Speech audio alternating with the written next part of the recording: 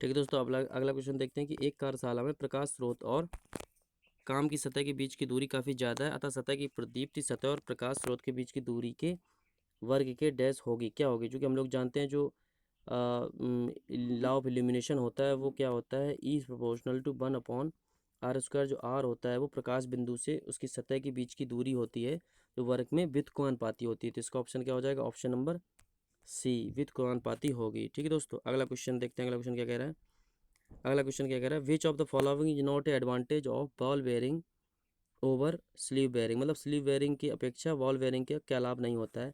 तो ball bearing जो होती है वो हमारी बड़ी बड़ी मशीनों में, बड़ी बड़ी मोटरों में यूज की जाती है, तो उसका क्या लाभ नहीं होता है? एक, can be mounted in any orientation, ये किसी भी अभिन्यास में स्थापित किया जा सकता है, ये होता है।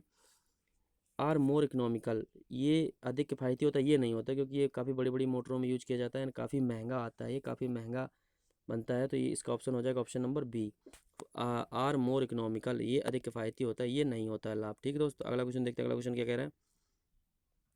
अगला क्वेश्चन कह रहा है कि विच type of electric drive is use in A travelling crane. जो ट्रैवलिंग क्रेन होती हैं उसमें बहुत सारे वर्क होते हैं, मतलब आगे पीछे करना, ऊपर नीचे करना, एंड वेट को लिफ्ट करना, डाउन करना। तो उसके लिए हम लोग जो ड्राइव यूज करते हैं वो मल्टी मोटर ड्राइव होती है। तो इसका ऑप्शन हो जाएगा option number C, multi motor drive use करेंगे। ठीक है दोस्तों, अगला क्वेश्चन क्या है? अगला क्वेश्चन क्या कह रहा है कि lumen is the unit of, मतलब ल्यूमन की क्या इकाई होती है? तो हम लोग जानते हैं दोस्तों ल्यूमन की इकाई होती है ल्यूमिनस फ्लक्स।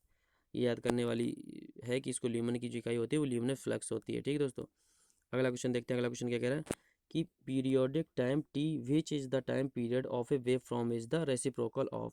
आवर्ती समय जो टी होता है वो एक वेव फ्रॉम की समाधि से कैसे होता है, कि व्युत्क्रम होता है, किसके व्युत्क्रम होता है? तो जो टी होता है वो हम लोगों का इस प्रोपोर्शनल टू 1/, फ्रिक्वेंसी होता है। जो आवर्तकाल होता है वो फ्रिक्वेंसी के व्युत्क्रमानुपाती होता है। तो इसका ऑप्शन हो जाएगा ऑप्शन नंबर बी। ठीक है दोस्तों, अगला क्वेश्चन देखते हैं। अगला क्वेश्चन क्या कह रहा है कि the ratio of real power, मतलब resistance and apparent power impedance is a AC circuit is called. तो उसको हम लोग क्या बोलेंगे कि जो real power and apparent power का जो रेशियो होता है वो हम लोगों को क्या होता है? Power factor. चूँकि पावर फैक्टर बराबर होता है हम लोगों का, पावर फैक्टर का फार्मूला होता है किलोवाट जो रियल पावर होती है, एंड केवीए अपरेंट पावर होती है, एंड RYZ भी होता है। इसको हम लोग जो बोलते हैं ये हमारा पावर फैक्टर होता है। पावर फैक्टर का फॉर्मूला होता है RYZ, किलोवाट बटे केवीए। तो इसका ऑप्शन हो जाएगा option number C, power factor. ठीक है दोस्तों, अगला क्वेश्चन देखते हैं। अगला क्वेश्चन क्या कह रहा है? अगला क्वेश्चन कह रहा है कि which of the following statements is true about RMS voltage. RMS voltage के मामले में कौन सा कथन सत्य है? तो इसका ऑप्शन हो जाएगा option number D, the ratio of RMS value of voltage to the maximum value of voltage is the same as the ratio of the RMS value of current to the maximum value. ठीक है दोस्तों, इसका option हो जाएगा option number D. Question number अगला देखते हैं क्या कह रहा है। क्वेश्चन नंबर अगला देखते हैं 82 कि what is the mean value of alternating current for one cycle is complete. Mean value मतलब एवरेज वैल्यू पूछ रहा है, जो अल्टरनेटिंग क्वांटिटी होती है उसकी कंप्लीट वन साइकिल में क्या होती है। क्योंकि हम लोग अल्टरनेटिंग क्वांटिटी देखेंगे, जो अल्टरनेटिंग क्वांटिटी होती है वन साइकिल क्या होती है, ये पॉजिटिव हो जाता है एंड ये नेगेटिव हो जाता है। तो जो एवरेज वैल्यू होती है ये नेगेटिव हो जाता है, जो एवरेज वैल्यू होती है वो वन साइकिल की पूरी हो जाती है, जीरो आती है। तो इसका ऑप्शन हो जाएगा option number C, average value zero हो जाएगी। ठीक है दोस्तों, अगला क्वेश्चन देखें। अगला क्वेश्चन क्या कह रहा है कि calculate the impedance of circuit when the resistance is 3 ohm and the inductive reactance of the circuit is 4 ओम। तो जो दिया है इम्पीडेंस हम लोग निकालेंगे, जेड बराबर होता है, जेड बराबर क्या होता है हम लोगों का, इम्पीडेंस बराबर जेड बराबर होता है R² प्लस इंडक्टिव रिएक्टेंस मतलब XL दिया है, XL का स्क्वायर। तो R स्क्वायर करेंगे, R का मान दिया है 3 ओम, तो 3 का स्क्वायर हो जाएगा 9, एंड XL बराबर 4 दिया है तो 4 का स्क्वायर करेंगे 16, अंडर रूल के अंदर आ जाएगा 25। तो इसका बाहर निकल के आ जाएगा 5। तो जेड बराबर क्या हो जाएगा 5 ओम। तो इसका ऑप्शन हो जाएगा ऑप्शन नंबर डी, 5 ओम। अगला क्वेश्चन देखते हैं। अगला क्वेश्चन क्या कह रहा है? अगला क्वेश्चन क्या बोल रहा है कि which meter amongst the following is the combination of both ammeter and volt meter. मतलब वो करंट भी मापता हो एंड वोल्टेज भी मापता हो, दोनों का प्रोडक्ट ऐसा क्या होता है। जो वाट मीटर होता है वो हम लोगों का P बराबर मापता है पावर VI cos थीटा। जो हम लोगों का वाट मीटर होता है वो हम लोगों का वोल्टेज एंड करंट दोनों मापता है, उसमें वोल्ट मीटर एंड अमीटर दोनों होता है। तो ये ऑप्शन हो जाएगा option number A, watt meter. ठीक है दोस्तों, अगला क्वेश्चन देखते हैं। अगला क्वेश्चन क्या कह रहा है? Which amongst the following unit can not be measured by multimeter. मतलब मल्टीमीटर के द्वारा कौन सी इकाई नहीं मापी जा सकती? तो वो होती है, चूँकि करंट हम लोग माप सकते हैं मल्टीमीटर से, वोल्टेज माप सकते हैं एंड रेजिस्टेंस माप सकते हैं, चूँकि जो फ्रिक्वेंसी होती है उसको हम लोग नहीं माप सकते हैं। तो इसका ऑप्शन हो जाएगा ऑप्शन नंबर डी। ठीक है दोस्तों, अगला क्वेश्चन देखते हैं। अगला क्वेश्चन क्या है कि watt hour meter is which type of instrument. जो वाट आवर मीटर होता है वो किस टाइप का इंस्ट्रूमेंट होता है। वाट आवर मीटर मतलब एनर्जी मीटर जो हम लोगों का घर के बाहर, घरों के बाहर लगा रहता है, वही हमारा होता है, वो इंटीग्रेटिंग टाइप इंस्ट्रूमेंट होता है। तो इसका ऑप्शन हो जाएगा ऑप्शन नंबर ए, इंटीग्रेटिंग टाइप इंस्ट्रूमेंट।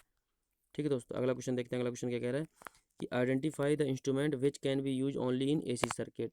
मतलब उस उपकरण को पहचाने जिसका उपयोग सिर्फ एसी पर्पज के लिए किया जाता है। यहाँ पे हम लोग देखेंगे मूविंग आयरन वोल्ट मीटर जो होता है वो एसी एंड डीसी दोनों में यूज होता है। एसी एंड डीसी दोनों में यूज होता है। एंड मल्टीमीटर होता है, ये एसी एंड डीसी दोनों में यूज कर सकते हैं हम लोग इसको।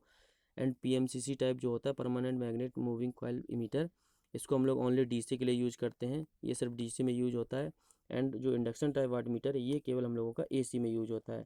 इससे हम लोग केवल एसी क्वांटिटी माप सकते हैं, AC voltage and AC current माप सकते हैं। ठीक है दोस्तों, इसका ऑप्शन हो जाएगा ऑप्शन नंबर सी। अगला क्वेश्चन देखते हैं क्या कह रहा है।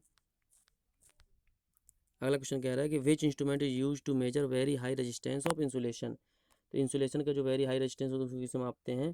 तो जो कि जो टोंग टेस्टर होता है उससे तो हम लोग वोल्टेज एंड करंट किसी भी करंट मापते हैं, टोंग टेस्टर इससे तो नहीं होता। एंड अर्थ टेस्टर, इससे हम लोग अर्थ रेजिस्टेंस मापते हैं। टैकोमीटर जो होता है इससे हम लोग स्पीड मापते हैं किसी भी रोटेटिंग मशीन की, उसकी हम लोग स्पीड मापते हैं कि वो कितने आरपीएम पे चल रहा है। लेकिन जो मेगर होता है इससे हम लोग इंसुलेशन रेजिस्टेंस मापते हैं, किसी भी केबल का या किसी भी रोधन प्रतिरोध को हम लोग इंसुलेशन रेजिस्टेंस को मेगर द्वारा मापते हैं। मेगर हाई रेजिस्टेंस के लिए यूज किया जाता है मेगर। तो इसका ऑप्शन हो जाएगा ऑप्शन नंबर बी। ठीक है दोस्तों, अगला क्वेश्चन देखते हैं। अगला क्वेश्चन क्या कह रहा है। अगला क्वेश्चन कह रहा है कि a moving coil instrument has a resistance of 95 ohm and a current capacity of 1 milli ampere. तो ये इसकी मीटर की क्वांटिटी दी है, मूविंग कॉइल इंस्ट्रूमेंट जो है उसकी क्वांटिटी दी है कि उसका रेजिस्टेंस 95 ओम है एंड उसकी करंट कैपेसिटी 1 मिली एम्पियर है।